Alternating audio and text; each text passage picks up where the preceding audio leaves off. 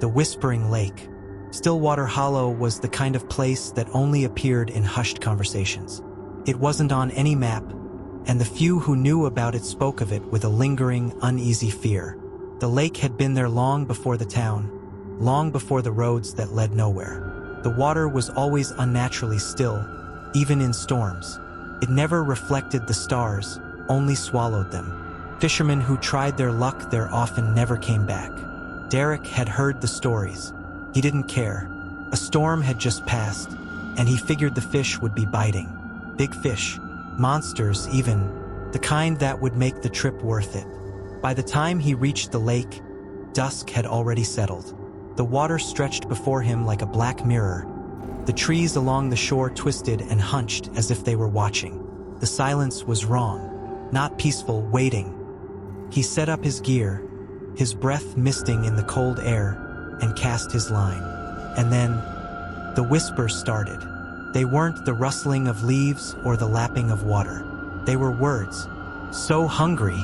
Derek's hands tightened on his rod. "Wind," he muttered. "Nothing but the wind." Then came the first tug. Hard, violent, almost unnatural. Derek grinned. "Gotcha." But when he reeled it in, there was no fish.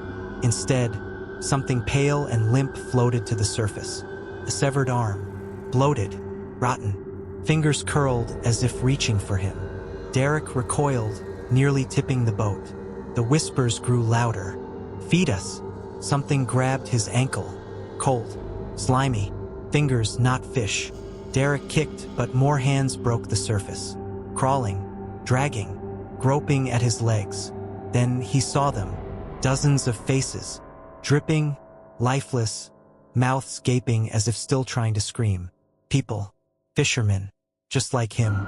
Their eyes were empty sockets, but their voices filled his mind. "Join us." One of the figures was him. Not just similar. Identical. A perfect copy, pale and waterlogged, floating just beneath the surface. Its lips moved in sync with his own breath. It whispered with his voice, "I've been waiting for you." Before Derek could scream, the hands yanked him under. The lake swallowed him whole. By morning, a lone fisherman sat in Derek's boat. His clothes were dry. His eyes were dark. He cast a line into the silent water and smiled. And when he spoke, his voice was not his own. Derek was never found, but someone or something